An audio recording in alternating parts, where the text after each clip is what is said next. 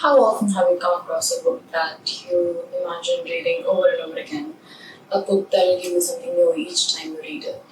Or simply a book that is so abundant with lessons that you want to get tattooed on your mind forever? Time last year, a friend from Lithuania asked me if I could courier a book to her. She said, "It's my favorite book, The Little Prince, and I buy a copy of it every time I go to a new country, but I forgot to get it in India." I'd never heard of anyone doing something like that, and it sounded so special. I don't know any books that I would want to celebrate the existence of that much, except maybe Harry Potter. So I added it to my list. I did not read the synopsis before buying. I just knew that it's a book about love and friendship and life. So I'm buying it. I happily told my friend this one day, "Oh my god, I've got The Little Prince, and I've got it for some light reading. I was so tired of all these heavy self-help books." And she looks at me all funny and says, "Okay, I'm glad you got it, but I hope you know it's a sad story and you might cry." So,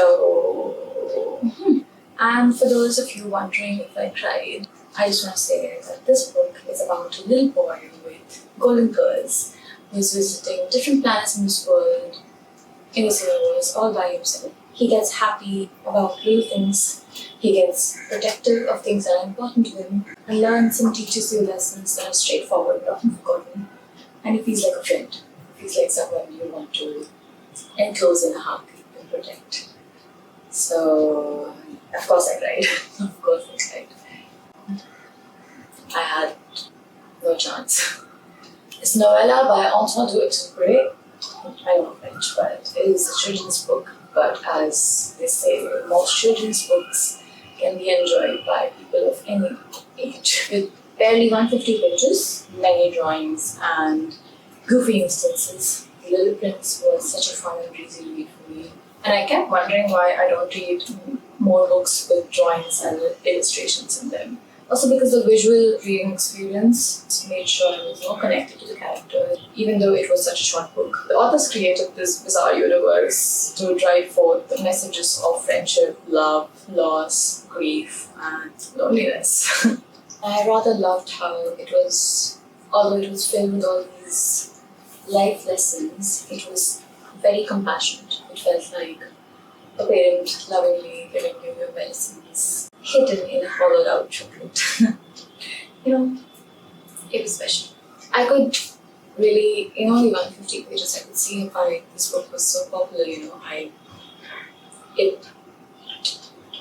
It's so simple, yet it teaches how to be a better friend, how to love our people better, what we are missing out on, and what we so very badly need in our lives. And maybe if I read this a bit sooner, I would have focused on different things and would have prioritized different things. So in case any of you decides to read this book, here are a few quotes that made me take a pause and don't spoil the book for you. It says, "All grown-ups were once children, but only a few of them remember it." I'm 25 now, and I really, really felt it in my soul, in my lower back, because I'm so envious of little children. Since I've crossed my mid-20s, I have so very badly wanted to go back to my childhood. I'd heard of maybe grown-ups like the older people with whiter hair than mine, talk about things like these. Keep bachpan ke din achhe the childhood days were the best golden days. But I did not know it would hit me so soon. I right now really wish to go back to my childhood days so I could really relive them a little more vividly. So I could be more laid back, more risky, more playful, and stupid. Because I live every day so fearfully. If not completely, then there is fear in some aspects of my day all the time. I'm afraid of even breathing in the wrong air. So I'm afraid of failure, rejection, even success. I forget that life is just to be lived and not won. There is no winning happening. It's just living, and living is winning. it's just counterproductive because you're going about it the wrong way. And you're no different to me, perhaps. Our to-do lists are extensive, they're never-ending, overfilled. Our aims are ambitious, and we keep forgetting how to get overjoyed over the littlest of things in life. I see so many of us being scared and uptight, whereas real joy lies in keeping our inner child alive and in our curiosity, our sense of wonder, and in letting go a little, just loosening our grip on on the control we try to have on things that we can't control, in judging a little less, and in keeping some time aside for utterly meaningless joy. The second one is people where you live grow 5,000 roses in one garden, yet they don't find what they're looking for. And yet, what they're looking for can be found in a single rose.